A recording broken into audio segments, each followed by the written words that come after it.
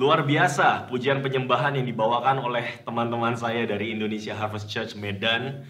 Saya mendapat kehormatan yang luar biasa sekali pada pagi hari ini untuk membagikan firman Tuhan kepada teman-teman semua. Terima kasih untuk Pastor Joni, Pastor Tina yang telah memberikan kesempatan. Dan saya percaya bahwa pagi ini kita semua mau mencari wajah Tuhan, mau mencari firman Tuhan. Dan kita semua mau siapkan hati kita untuk menjadi tanah yang subur. Sehingga benih firman Tuhan itu boleh ditabur dan kita boleh bertumbuh, kita boleh berbuah di dalam Tuhan. Mari, pada pagi hari ini dimanapun kita berada, saya mau ajak sebelum kita mendengarkan firman Tuhan, mari kita tundukkan kepala kita tutup mata kita, dan kita sama-sama berdoa. Semuanya berdoa di dalam roh. Syariata kalapa karabas syariat. Syurya Bapa karabarata kurida Bapa karabas syariata karana mas syariat. Bapak, kami bersyukur Tuhan buat pagi ini. Suatu kehormatan yang luar biasa Tuhan kalau kami boleh datang di dalam hadirat-Mu Tuhan. Dan kami percaya bahwa hadirat-Mu tidak dibatasi oleh apapun, oleh jarak, oleh waktu, oleh situasi kami Tuhan. Mungkin saat ini kita semua yang ada di sini, mungkin beberapa dari saudara mengalami berbeban berat. Dan kita percaya bahwa di dalam Tuhan itu ada kelepasan. Mungkin ada beberapa dari saudara yang sedang mengalami sakit penyakit. Kita percaya di dalam Tuhan itu ada kesembuhan. Kami mau cari Engkau Tuhan lebih lagi pagi hari ini. Dan kami percaya Tuhan firman-Mu akan membebaskan kami. Firman Tuhan katakan bahwa Engkau memberikan firman-Mu dan firman-Mu itu menyembuhkan kami. Terima kasih Tuhan. Pada pagi hari ini Tuhan kami percaya hamba mau berdoa Tuhan buat semua anak-anak Tuhan yang ada di Indonesia Harvest Church di Medan Tuhan. Kami percaya saat kami mengangkat hati kami Tuhan, saat kami Tuhan mendengar firman-Mu Tuhan. Kami percaya Tuhan kami mau buka hati kami. Sehingga kami boleh menerima firman-Mu dan firman-Mu itu akan memerdekakan hidup kami. Kami bersyukur Tuhan untuk gereja-Mu di tempat ini. Hanya di dalam nama Tuhan Yesus Kristus kami naikkan doa dan ucapan syukur kami. Mari semua yang percaya sama-sama kita katakan amin. Dimanapun saudara berada saat ini, saya minta saudara berikan tepuk tangan yang paling meriah buat Tuhan kita Yesus Kristus. Haleluya. Pada pagi ini kita mau belajar dari firman Tuhan sama-sama dari Kejadian. Di pasalnya yang ke-25 di sini ada cerita tentang Esau dan Yakub, cerita yang sudah sangat familiar dengan kita semua, bukan cerita yang baru.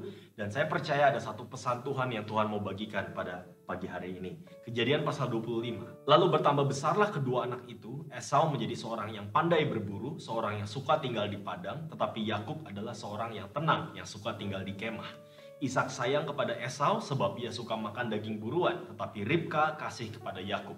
Pada suatu kali Yakub sedang memasak sesuatu, lalu datanglah Esau dengan lelah dari padang. Kata Esau kepada Yakub, berikanlah kiranya aku menghirup sedikit dari yang merah-merah itu, karena aku lelah. Itulah sebabnya namanya disebutkan Edom.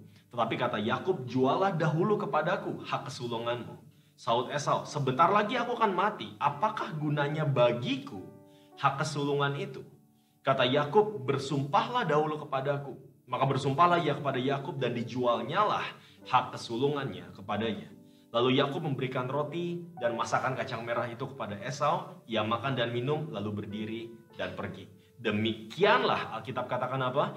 Esau memandang ringan hak kesulungan itu.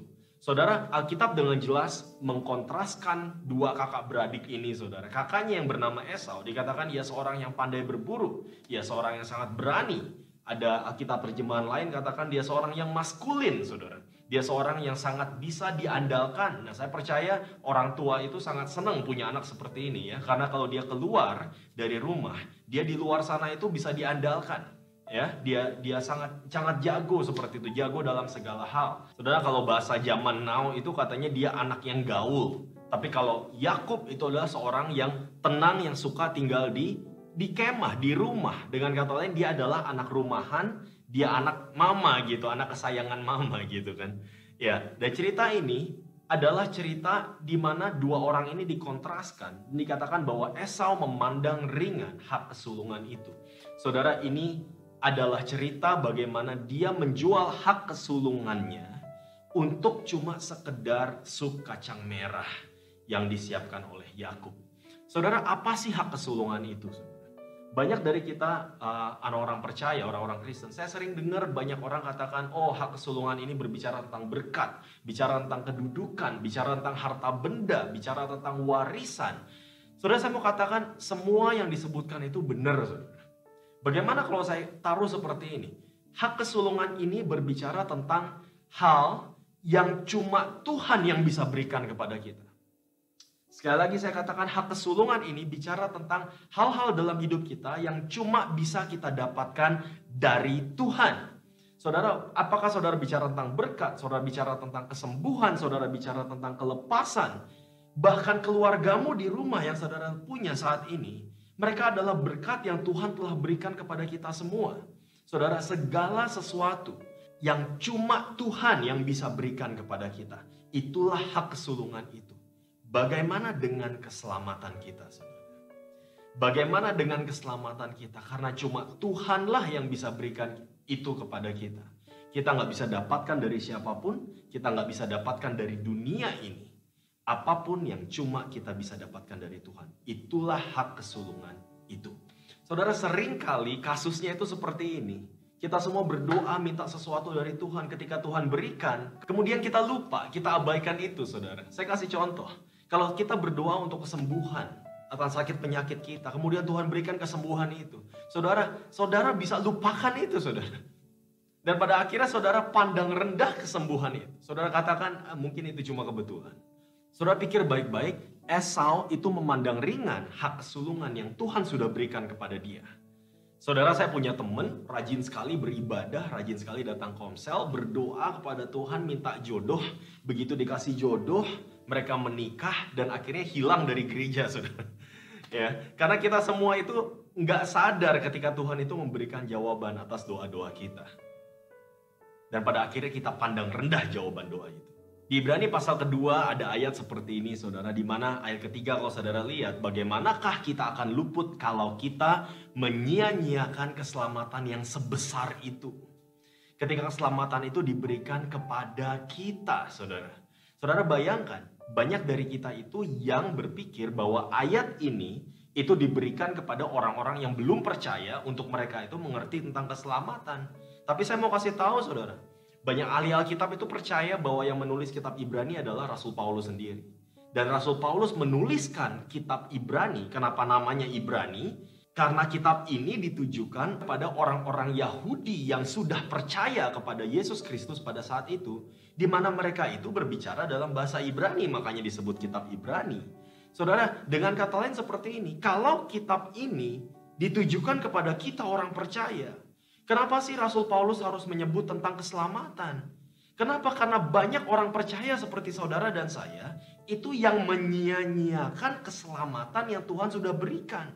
Bayangkan itu sesuatu yang cuma Tuhan yang bisa berikan kepada kita, tapi kita pandang rendah dan kita sia-siakan itu. Di perjanjian lama kita tahu ada banyak contoh di mana Tuhan katakan kepada imam atau Tuhan katakan kepada bangsa Israel bahwa kamu telah melanggar kekudusanku. Kamu telah melanggar kekudusanku. Saudara, kadang kita berpikir, apa sih maksudnya kekudusan Tuhan? Apa sih maksudnya kita itu melanggar kekudusan Tuhan, saudara? Kata kekudusan, ketika kita berkata, kita mau menjaga hidup kita untuk menjadi hidup yang kudus. Apa sih maksudnya? Banyak yang berpikir bahwa kekudusan itu adalah lawan katanya dosa. Ya, jadi kalau saudara tidak lakukan suatu hal, maka saudara itu kudus. Kalau saudara lakukan ini, lakukan itu, maka saudara itu kudus. Banyak yang punya pola pikir seperti itu. Lawan kata kekudusan adalah dosa.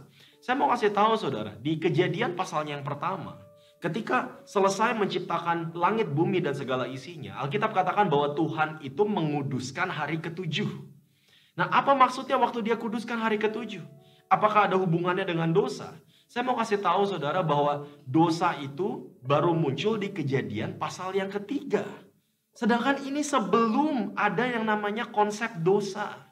Jadi waktu Tuhan kuduskan hari ketujuh itu artinya apa sih? Kalau saudara cek kamus Alkitab, kata dikuduskan itu artinya dipisahkan. Ya, artinya dipisahkan. Dengan kata lain, kalau Tuhan menguduskan hari ketujuh itu, dia pisahkan hari ketujuh untuk menjadi hari yang kudus. Supaya kita itu boleh beribadah, supaya kita itu boleh beristirahat dan beribadah kepada Tuhan. Saudara, kalau saudara punya 10 menit di rumah dan saudara pisahkan 10 menit itu khusus untuk Tuhan, saya mau kasih tahu, itu 10 menit jadi 10 menit yang kudus, saudara. Kalau saudara punya kamar yang mungkin di kos-kosan saudara, kamar kecil sekali, tapi saudara itu pisahkan kamar itu supaya saudara boleh merenungkan firman Tuhan dan menyanyikan pujian penyembahan di kamar itu. Nggak peduli seberapa kecil, seberapa kotor kamar itu. Saya mau kasih tahu saudara, kamar itu menjadi kamar yang kudus. Kenapa? Karena ada hadirat Tuhan di sana. Saudara, kalau Tuhan sudah kuduskan kita sebagai umatnya, sebagai bangsa pilihannya, berarti Tuhan sudah pisahkan kita dari dunia ini. Makanya saya mau katakan bahwa kita itu tidak lagi hidup di dalam dunia ini, kita itu tidak lagi hidup di dalam dosa, karena Tuhan sudah menguduskan kita. Karena Tuhan sudah memisahkan kita dari dunia ini. Jadi saudara, kudus itu bukan berbicara tentang seberapa banyak atau seberapa sedikit dosa saudara saat ini. Tapi ini berbicara tentang seberapa banyak Tuhan sudah pisahkan kita. Kekudusan itu bukanlah seberapa banyak sudah kita lakukan, tapi seberapa banyak Dia sudah lakukan buat kita. Jadi Bernard, melanggar kekudusan itu apa? Apa maksudnya melanggar kekudusan Tuhan? Ini bukan bicara tentang omong kotor, pikiran kotor, dan lain sebagainya, saudara. Melainkan ketika kita memandang rendah apa yang Tuhan sudah pisahkan. Sekali lagi, melanggar kekudusan Tuhan itu berarti ketika kita memandang rendah apa yang sudah Tuhan pisahkan. Kalau Tuhan sudah pisahkan hidup saudara dan saya, dan kita pandang rendah itu, sehingga kita masih hidup di dalam dosa, masih hidup di dalam dunia, apa yang kita lakukan itu adalah kita pandang rendah apa yang Tuhan sudah lakukan kepada kita. Dia mati di atas kayu salib. Saya kasih tahu saudara, kalau kita pandang rendah semua karya Tuhan itu, kita telah melanggar kekudusan Tuhan. Bagaimana dengan keluargamu? Kalau saudara sia-siakan keluargamu saat ini, saudara pandang rendah apa yang Tuhan sudah berikan kepada kita. Bagaimana dengan kesembuhan yang Tuhan sudah berikan, kelepasan yang Tuhan sudah berikan, berkat materi yang Tuhan sudah berikan. Apapun itu, gereja saudara yang Tuhan sudah berikan. Ada satu ayat yang menarik di Imamat. Dikatakan haruslah kamu dapat membedakan antara yang kudus dan yang tidak kudus. Saya mau kasih tahu saudara dalam bahasa Inggris, di dalam The New Living Translation Bible, dikatakan you must distinguish between what is sacred and what is common. Nah, saya mau kasih tahu saudara, kata sacred ini di dalam bahasa Inggris kalau diartikan itu adalah sakral, sacred, sakral, yaitu adalah kata kudus di sini. Dan bagaimana dengan tidak kudus ini, saudara? Dikatakan dalam bahasa Inggris adalah kata common. Saya mau kasih tahu saudara bahwa ketidakkudusan yang Tuhan maksud adalah ketika melihat sesuatu yang sakral, sesuatu yang dari Tuhan sebagai sesuatu yang common. Common itu artinya apa sih? Biasa-biasa saja. Dengan kata lain, lawan kata kekudusan adalah biasa-biasa saja. Kenapa? Karena tidak dipisahkan. Saudara, dalam situasi saat ini, pandemi saat ini, seluruh dunia itu sedang depresi, saudara. Tapi kenapa anak-anak Tuhan itu punya damai sejahtera yang luar biasa di dalam hati kita? Karena kita itu bukan orang yang biasa-biasa saja. Kita itu sudah dipisahkan, kita itu sudah dikuduskan. Ketika ada banyak keluarga itu yang berantakan, rumah tangga berantakan. Dan saya sering dengar bahkan orang Kristen sendiri itu berkata seperti ini. Oh, itu biasa, itu normal. Saat-saat seperti ini, hari-hari seperti ini, itu semua biasa. Saya mau kasih tahu, itu mungkin biasa untuk dunia. Tapi buat kita itu bukan orang-orang yang biasa. Kita itu sudah dipisahkan. Kita itu sudah dikuduskan. Kita itu bukan common. Kita itu kudus, saudara. Ketika Mazmur katakan seperti ini, engkau tak usah takut terhadap kedahsyatan malam, terhadap panah yang terbang di waktu siang, terhadap penyakit sampar yang berjalan di dalam gelap, terhadap penyakit menular yang mengamuk di waktu petang. Dikatakan apa? Walau 1000 orang rebah di sisimu dan 10.000 di sebelah kananmu, tetapi itu tidak akan menimpamu. Saudara, ketika banyak orang itu berkata, oh ini semua sangat common, ini semua sangat biasa, ini terjadi di mana-mana. Saudara, percaya janji firman Tuhan. Kita semua pakai hikmat, Kita semua tinggal di rumah, kita semua jaga kebersihan, kita cuci tangan yang rajin. Saya mau kasih tahu saudara, ketika kita hidup di dalam Tuhan, janji firman Tuhan itu buat kita. Saudara. Ada amin. Ketika dikatakan bahwa apa? Mungkin 1.000 orang, beribu-ribu orang mungkin telah meninggal. Mungkin berpuluh-puluh ribu orang mungkin akan terjangkit penyakit ini. Tapi saudara, firman Tuhan tetap katakan, tetapi itu tidak akan menimpamu. Saudara percaya janji firman Tuhan ini. Amin. Nah, saya mau kasih tahu sekarang bahwa apa? Bahwa kalau kita kembali ke ceritanya yang tadi, sup kacang merah itu adalah sesuatu yang biasa-biasa saja. Tapi hak kesulungan itu adalah sesuatu yang luar biasa. Karena itu adalah sesuatu yang cuma Tuhan yang bisa berikan kepada dia. Saudara, ketika Esau itu menjual hak kesulungan itu dengan semangkuk sup kacang merah, saya mau kasih tahu, dia itu sedang menukar hal yang kudus dengan hal yang biasa-biasa saja. Saudara, jangan pernah pandang rendah keselamatan yang Tuhan sudah berikan kepada kita semua. Jangan pernah kita sia-siakan keselamatan yang Tuhan sudah berikan kepada kita semua. Amin. Saudara, batu di jalan itu bukan barang berharga, saudara. Kenapa? Karena itu biasa-biasa saja. Tapi saudara dan saya, itu adalah orang yang sangat berharga di mata Tuhan. Makhluk yang sangat berharga di mata Tuhan. Makanya Tuhan pisahkan. Makanya Tuhan kuduskan. Amin. Kita mau lanjut ceritanya di Kejadian pasal ke-27. Dikatakan bahwa Yakub itu menipu papanya sendiri, Ishak, dan berkata bahwa akulah Esau. Dan kemudian dia menerima berkat anak sulung itu. Dan kadang kita berkata, kenapa sih Tuhan kok berkenan kepada seorang penipu, seorang pembohong seperti ini? Kita mau lihat ceritanya di Kejadian pasal 27. Kata Yakub kepada ayahnya, akulah Esau anak sulungmu. Telah kulakukan seperti yang Bapa katakan kepadaku. Bangunlah, duduklah, makanlah daging buruan masakanku ini agar Bapa memberkati aku.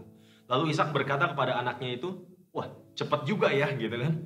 Lekas juga engkau mendapatnya anakku. Jawabnya, karena Tuhan Allahmu membuat aku mencapai tujuanku. Lalu kata Ishak kepada Yakub, datanglah mendekat anakku supaya aku meraba engkau. Apakah engkau itu anakku atau Esau atau bukan? Maka Yakub mendekati Ishak ayahnya, dan ayahnya itu merabanya serta berkata, kalau suara-suara Yakub, kalau tangan-tangan Esau. Saudara, kita semua pernah baca cerita ini, dan kita berpikir bahwa kalau suara-suara Yakub, oh Ishak itu mendengarkan suaranya. Saya mau kasih tahu saudara, kita semua berpikir ini adalah suara, betul-betul suara seperti yang saudara dengar saat ini. Tetapi ketika saya pelajari lebih dalam lagi Alkitab ini saudara, ternyata bahasa Ibraninya itu bukan berbicara tentang suara, melainkan berbicara tentang cara bicara, berbicara tentang gaya bahasa dari Yakub ini. Mari kita dalami lebih lagi saudara. Ini Kejadian pasal 27. Kita tahu selanjutnya bahwa Yakub itu ketakutan karena dia telah menipu Esau. Dia lari jauh-jauh dari Esau. Tapi pada akhirnya apa yang terjadi? Dia akhirnya mau juga untuk ketemu dengan Esau, tapi sambil ketakutan karena dia takut untuk dibunuh oleh Esau. Mari kita lihat nih, Kejadian pasal 32. Jadi apa yang dia lakukan? Dia siapkan persembahan yang luar biasa untuk Esau. Dia siapkan 200 kambing betina, 20 kambing jantan, 200 domba betina, 20 domba jantan, dan seterusnya dan seterusnya. Pokoknya banyak lah saudara ya. Dia siapkan itu semua, kenapa? Karena dia mau berikan semuanya untuk Esau. Saudara tahu cerita selanjutnya. Kalau saudara baca Alkitab, selanjutnya dikatakan bahwa Yakub ini bertemu muka dengan Allah itu sendiri, saudara. Kemudian dia bergulat dengan Allah. Saudara, kemudian di pasal selanjutnya, Kejadian pasal 33, tibalah saatnya di mana dia harus ketemu dengan Esau. Nah, ini adalah cerita yang sangat menarik sekali yang saya mau bagikan kepada saudara semua di tempat ini. Dikatakan, tetapi Esau berlari mendapatkan dia, didekapnya, dipeluk, dicium, lalu bertangis-tangisan. Kemudian Esau melayangkan pandangnya, dilihatnyalah perempuan-perempuan dan anak-anak itu, lalu ia bertanya, itu mereka siapa gitu kan? Jawab Yakub, anak-anak yang telah dikaruniakan Allah kepada hambamu ini. Sesudah itu mendekatlah budak-budak perempuan itu beserta anak-anaknya, lalu mereka sujud. Mendekat jugalah Lea beserta anak-anaknya dan mereka pun sujud. Kemudian mendekatlah Yusuf beserta Rahel dan mereka juga sujud. Berkatalah Esau, apakah maksudmu dengan seluruh pasukan yang telah bertemu dengan aku tadi? Jawabnya, untuk mendapat kasih tuanku. Tetapi kata Esau, aku mempunyai banyak adikku. Peganglah apa yang ada padamu. Tapi kata Yakub, janganlah kiranya demikian. Jikalau aku telah mendapat kasihmu, terimalah persembahanku ini dari tanganku. Karena memang melihat mukamu adalah bagiku serasa melihat wajah Allah, dan engkau pun berkenan menyambut aku. Terimalah kiranya pemberian tanda salamku ini yang telah kubawa kepadamu, sebab Allah telah memberi karunia kepadaku, dan aku pun mempunyai segala-galanya. Lalu dibujuk-bujuknya lah Esau sehingga diterimanya. Saudara paham ceritanya di sini ya. Saya mau bagikan kepada saudara sedikit Bible study. Jadi kita mau gali firman Tuhan pada pagi hari ini, kalau boleh ya, kita mau sama-sama belajar dari firman Tuhan. Saudara, di dalam bahasa Ibrani itu ada satu partikel na, itu yang kalau diartikan ke dalam bahasa apapun, saudara, itu artinya nggak ada, saudara. Ya, itu nggak ada artinya sama sekali. Sama seperti kalau kita bicara bahasa Indonesia itu kata dong, gitu kan? Kalau kita katakan, saya mau makan dong. Kemudian ada teman kita mungkin nggak ngerti bahasa Indonesia gitu, tanya dong itu artinya apa gitu kan? Ya kita juga bingung artinya apa gitu, karena memang nggak bisa diartikan gitu kan. Nah partikel na dalam bahasa Ibrani ini, itu kalau ditaruh dalam kalimat itu katanya menjadi kalimat yang sopan. Nah saudara, sangat menarik sekali ketika kita melihat perkataan-perkataan Yakub. Itu ada banyak partikel na di sana. Dengan kata lain, tutur katanya Yakub itu tutur kata yang sangat sopan. Saudara, seperti contoh, saya mau bagikan beberapa contoh saat ini. Di ayat yang ke-10 dikatakan apa? Jikalau aku telah mendapat kasih-Mu, terimalah persembahan ini dari tanganku, karena memang melihat muka-Mu itu serasa melihat wajah Allah. Saudara, saya mau tanya deh, apa saudara pikir betul-betul mukanya Esau itu seperti muka Allah gitu? Saya yakin enggak, saudara. Dan jangan lupa bahwa di pasal sebelumnya Yakub itu barusan ketemu Allah muka dan muka, saudara. Barusan bertatap muka dengan Allah, saudara. Dan saya yakin waktu dia katakan seperti ini, itu bukan arti yang sebenarnya. Ini kalau dibawa ke perkataan kita pada hari ini, itu kita katakan seperti ini. Wah, luar biasa ya. Saya ketemu Bapak, tiap kali saya ketemu Bapak itu saya melihat kemuliaan Allah terpancar. Nah, itu seperti itu, saudara. Ya, jadi ini perkataan Yakub itu seperti itu. Nah, saya mau bandingkan sekali lagi, saudara, di ayatnya yang ke-9, ketika Yakub itu mempersembahkan persembahan-persembahan itu kepada Esau. Esau katakan apa? Aku punya banyak adikku. Gak usahlah, peganglah apa yang ada padamu. Kemudian kalau saudara bandingkan dengan ayat ke-11, ini kata-kata Yakub. Dikatakan apa? Allah telah memberi karunia kepadaku, dan aku pun mempunyai segala-galanya. Lalu saudara, kalau saudara bandingkan dua ayat ini, sebenarnya isinya sama, betul ya? Sebenarnya artinya sama aja gitu. Mereka lagi, aduh, aku punya banyak, nggak usah lah gitu kan. Yang satu lagi juga bilang, aku punya banyak, nggak usah lah. Saudara, bayangkan, mereka itu sedang memperkatakan hal yang sama, dan Alkitab kontraskan itu. Bayangkan caranya Esau itu berkata itu seperti ini. Aku punya banyak adikku. Saudara, fokusnya Esau itu adalah kepada aku. Ini adalah punyaku. Ini punyaku. Tapi fokusnya Yakub adalah apa? Allah telah memberi karunia kepadaku, makanya aku punya segala-galanya. Fokusnya dia adalah Tuhan. Saudara lihat lagi, bahwa apa? Fokusnya Esau adalah jumlah. Jadi dia katakan aku punya banyak. Sedangkan fokusnya Yakub adalah tentang kecukupan. Allah telah memberi karunia kepadaku, makanya aku punya segala-galanya. Saudara mungkin sedang ngontrak saat ini. Saudara mungkin nggak punya rumah sendiri. Saudara mungkin nggak punya makanan di meja. Saudara buka lemari makan saudara, mungkin nggak ada makanan. Tapi saudara lihat sekeliling saudara, saudara punya keluarga. Dan saudara, banyak dari kita katakan seperti ini. Nggak apa-apa saya nggak punya makanan di meja. Tapi kalau saya punya keluarga, maka saya punya segala-galanya. Betul ya? Nah saudara, kita sering katakan seperti itu. Jadi fokusnya itu adalah apa? Mungkin secara materi kita nggak punya banyak, tapi kita punya segala-galanya. Kenapa? Karena Tuhan telah mengaruniakan kepada kita. Nah itu cara berbicaranya Yakub, saudara. Jadi jangan biarkan mentalitas kekurangan itu selalu menguasai pikiran kita, saudara. Kenapa? Kita harus punya mentalitas berkecukupan. Saudara bisa punya segala-galanya tanpa punya banyak kok. Saudara bisa hidup berkecukupan tanpa punya banyak kok. Mari kita lihat lagi bahwa apa? Segala sesuatu yang kita punya, semuanya adalah karena Tuhan telah mengaruniakan kepada kita. Sekali lagi kalau saudara lihat di ayatnya yang ke-9, saudara. Dikatakan, kata Esau, aku mempunyai banyak adikku. Kamu pegang. Saudara, tidak ada kata Tuhan disebut dalam kalimatnya, saudara. Tapi di dalam kalimat Yakub dikatakan apa? Sebab Allah telah memberi karunia kepadaku, makanya aku punya segala-galanya. Saudara, kalau saudara perhatikan, setiap kali Yakub itu berbicara, dia selalu menyebut nama Tuhan.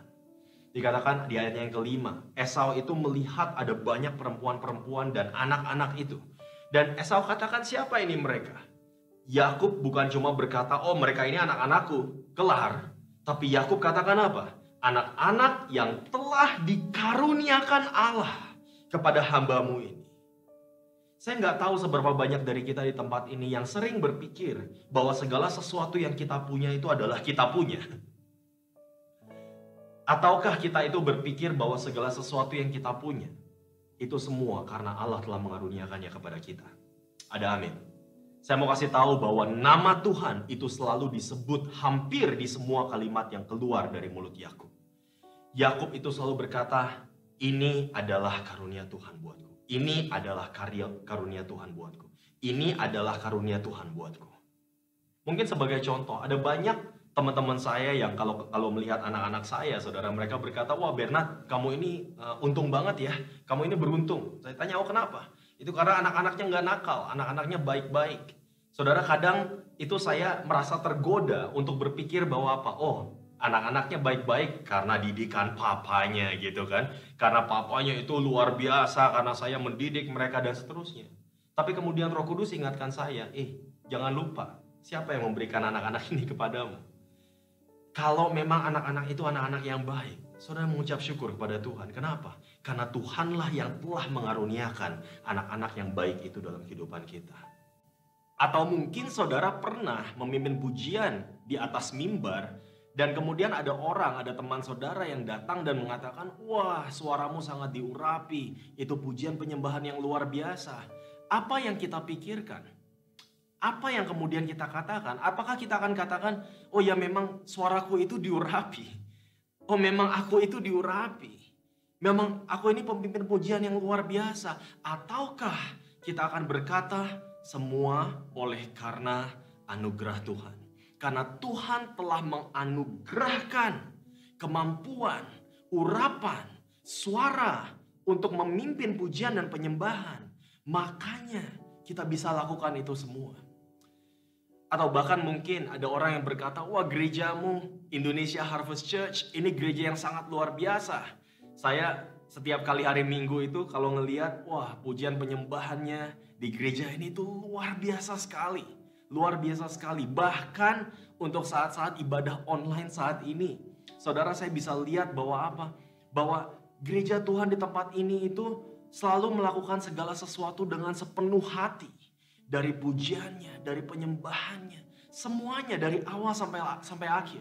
Ketika ada orang katakan, wah gerejamu itu luar biasa, apa yang akan kita katakan?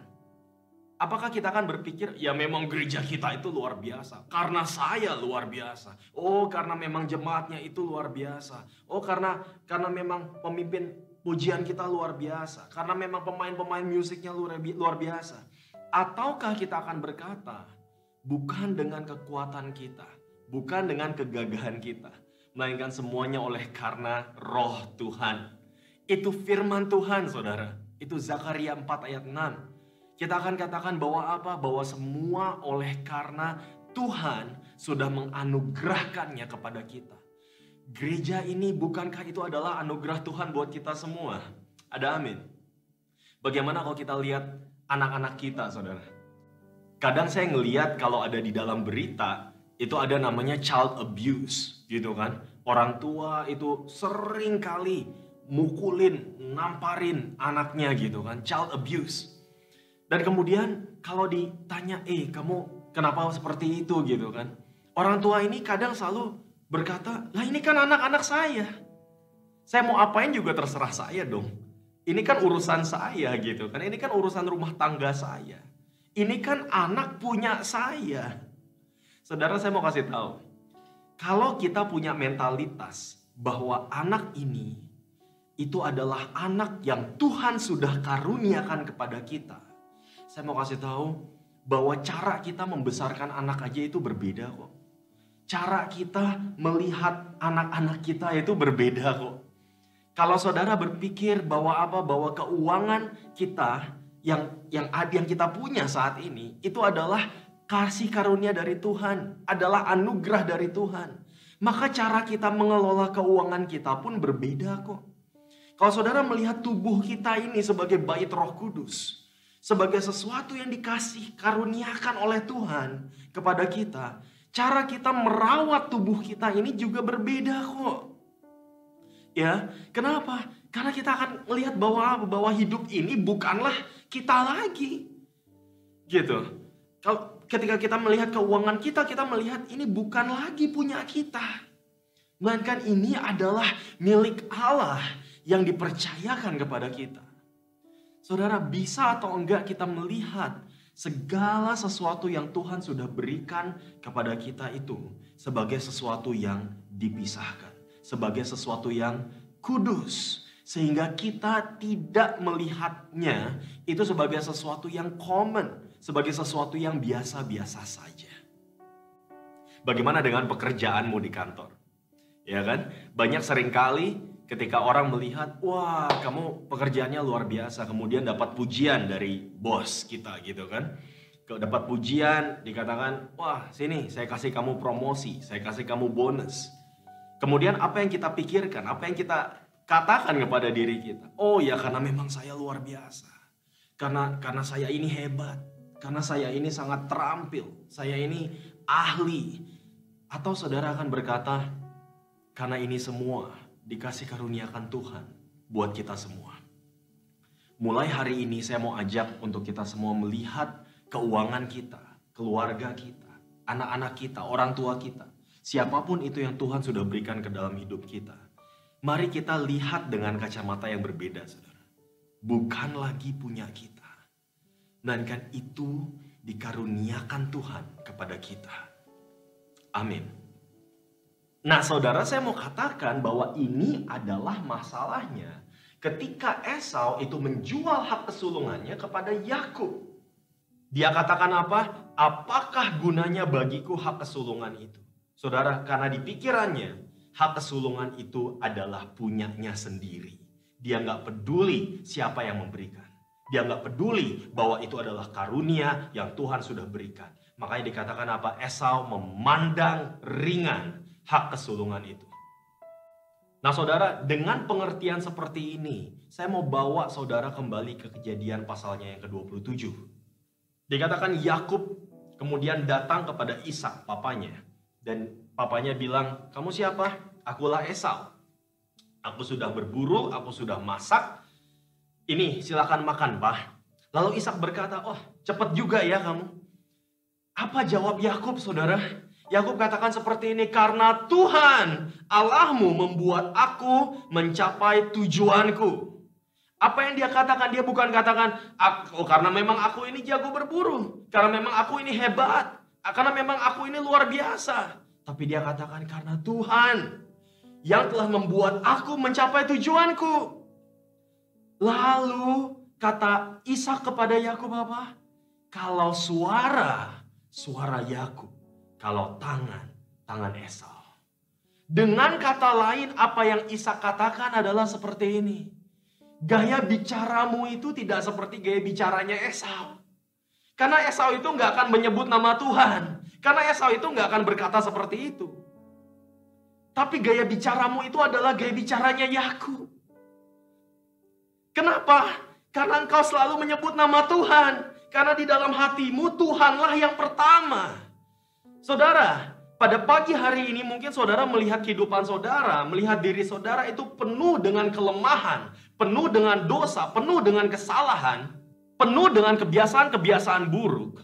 Tapi saya mau kasih tahu saudara, Tuhan gak pandang itu semua. Tuhan gak pandang apa sih yang telah dilakukan oleh seorang penipu ini saudara. Tapi yang Tuhan mau lihat adalah keintiman kita dengan Dia. Yang Tuhan mau lihat adalah seberapa intim kita itu dengan Tuhan. Apakah kita taruh Tuhan itu sebagai yang pertama dalam kehidupan kita? Saudara, pagi hari ini saya mau ajak kita semua untuk datang ke dalam kasih karunia Tuhan. Di mana Tuhan itu nggak lihat dosamu sama sekali. Dia nggak lihat kelemahanmu sama sekali. Yang dia mau dari kita adalah kita punya hubungan yang intim dengan dia. Ada amin? Kalau saudara pagi hari ini berpikir saudara itu disayang sama Tuhan karena saudara itu orang yang baik, saya mau kasih tahu itu kesalahan yang fatal. Kalau saudara berpikir saudara masuk surga karena memang kita orang baik, itu adalah kesalahan yang sangat fatal. Karena firman Tuhan katakan segala macam perbuatan baik kita itu seperti kain kotor di hadapan Tuhan. Saya mau kasih tahu, kita itu terima kesembuhan, kita itu terima kelepasan, kita terima berkat-berkat, kita terima keselamatan. Semuanya bukan karena kita, tapi karena Dia. Bukan karena kita yang baik, tapi karena Dia yang baik. Jadi kalau saudara belum kenal dengan Tuhan yang baik ini, maka datanglah pagi hari ini dan kenallah Tuhan yang baik. Saya mau pertemukan saudara kepada Tuhan yang baik ini. Dan bagi saudara yang sudah diselamatkan, saudara yang sudah percaya kepada Yesus sebagai Tuhan dan Juru Selamat saudara, pagi hari ini jangan sia-siakan keselamatanmu. Jangan pandang rendah keselamatanmu. Jangan pandang rendah apa yang Tuhan sudah berikan kepada kita. Mari kita miliki hubungan yang intim dengan Tuhan. Mari, saudara, kata-kata yang keluar dari mulut kita ini biasanya menunjukkan seberapa intim kita dengan Tuhan. Di hari-hari pandemi ini, saudara, ada banyak sekali perkataan negatif, perkataan kotor itu yang keluar dari mulut-mulut bahkan orang percaya sekalipun, saudara. Ya, banyak yang berkata, aduh gimana nih saya bakal mati, saya bakal mati, saya bakal mati. Aduh bagaimana nih keluarga saya akan hancur, akan mati. Bagaimana nih bisnis saya akan mati, ekonomi saya akan jatuh. Dan seterusnya, saya akan bangkrut, perusahaan saya akan bangkrut. Saudara, ada banyak sekali perkataan negatif yang bisa keluar dari mulut kita sebagai orang percaya. Tantangan saya pada pagi hari ini buat kita semua. Siapapun yang menonton pada pagi hari ini. Kita mau jadi seperti Esau atau kita mau jadi seperti Yakub? Perkataan seperti apa yang mau keluar dari mulut kita? Ketika kita lihat keluarga kita, mereka adalah keluarga yang Tuhan sudah karuniakan kepada kita. Ketika kita melihat bisnis kita, perusahaan kita, pekerjaan kita, kita melihat ini semua sebagai sesuatu yang Tuhan sudah karuniakan kepada kita. Ketika kita melihat gereja kita melihat gereja kita sebagai sesuatu yang Tuhan sudah berikan, sudah karuniakan kepada kita semua. Jangan ada lagi perkataan negatif keluar dari mulut kita. Pada hari ini, saya mau tantang kita semua di tempat ini, dimanapun kita berada. Mari, kita mau jadi seperti Yakub. Gak peduli seberapa banyak, seberapa besar kesalahan, kelemahan-kelemahanmu, kebiasaan burukmu. Tapi pada saat kita datang kepada Yesus dan miliki hubungan yang intim dengan Dia, inilah yang Tuhan mau. Kita menempatkan Dia sebagai yang pertama dalam kehidupan kita. Carilah dahulu kerajaan Allah dan kebenarannya, maka semuanya itu akan ditambahkan kepadamu. Mari kita semua bangkit berdiri pada saat ini. Kalau saudara bisa, kita semua tundukkan kepala, tutup mata kita pada pagi hari ini dan kita mau berdoa. Ada berapa banyak saudara di tempat ini, saudara mungkin diajak untuk menonton video YouTube ini, dan setelah mendengarkan firman Tuhan, saudara mau mengambil keputusan untuk datang kepada Yesus dan mengundang Dia sebagai Tuhan dan Juru Selamatmu secara pribadi. Saudara, bukan lagi masalah ikut-ikutan orang tua, bukan lagi masalah ikut-ikutan teman, tapi ini keputusan pribadimu, saudara mau menerima Dia sebagai Tuhan dan Juru Selamat. Kalau itu saudara, pada pagi hari ini saya mau berdoa untuk saudara. Angkat tanganmu tinggi-tinggi, saudara nggak usah malu. Saudara ada di rumah, nggak ada siapapun yang melihat saudara, angkat tanganmu tinggi-tinggi. Dan Tuhan melihat tangan saudara yang terangkat. Saya melihat tangan-tangan yang terangkat, saya percaya ada banyak tangan-tangan yang terangkat. Terima kasih Tuhan, terima kasih Tuhan. Bapa, hamba-Mu berdoa Tuhan untuk tangan-tangan yang terangkat. Kami percaya Tuhan pada pagi hari ini kami mengambil keputusan untuk membuka hati kami dan mengundang Engkau untuk masuk. Ampuni setiap dosa dan kesalahan-kesalahan kami Tuhan. Kami percaya tidak ada dosa yang terlalu besar yang sanggup berdiri di hadapan kasih karunia-Mu. Kami percaya Engkau telah mati 2000 tahun yang lalu Tuhan untuk menebus kami dari setiap kesalahan kami. Dan Engkau bangkit atas maut supaya kami boleh hidup merdeka dan bebas dari belenggu dosa. Pada pagi hari ini Tuhan, kami percaya kami mau datang kepadamu. Kami mau memiliki hubungan yang intim dengan Engkau. Kami mau cari Engkau setiap hari. Terima kasih Tuhan kalau Engkau telah masuk ke dalam hati kami sebagai Tuhan dan Juru Selamat kami. pada pagi ini di dalam nama Tuhan Yesus Kristus. Mari saat ini kita berdoa untuk gereja Tuhan di tempat ini. Syurya Bapa Karapala Takurida Bapa Karama Syariya Ratakurida Bapa Karama Syariya. Bapak, kami percaya Tuhan bahwa pada pagi hari ini Tuhan, anak-anak-Mu di tempat ini, di gereja Tuhan, di Indonesia Harvest Church Medan Tuhan, menerima berkat yang luar biasa daripada-Mu Tuhan. Kami percaya Tuhan, setiap dari kami yang mengalami sakit penyakit saat ini, apapun sakit penyakit kami mau menerima kuasa, kesembuhan, bilur-bilur darah Yesus yang telah menyembuhkan kami. Oh, terima kasih Tuhan. Firman-Mu katakan, walau 1000 orang rebah di sisi kami, walau 10.000 rebah di kanan kami, tapi penyakit itu tidak akan menjamah kami. Kami pegang janji firman-Mu Tuhan. Biarkan anak-anak-Mu di tempat ini boleh menjadi perpanjangan tangan untuk pemberitaan Injil. Dan kami percaya Tuhan, mulai hari ini kami mau berkomitmen bahwa kami mau menjadi seperti Yakub. Tidak ada lagi kata-kata negatif keluar dari mulut kami Tuhan. Tapi kamu perkatakan hal-hal yang positif. Karena kami percaya Injil selalu berbicara tentang kabar baik.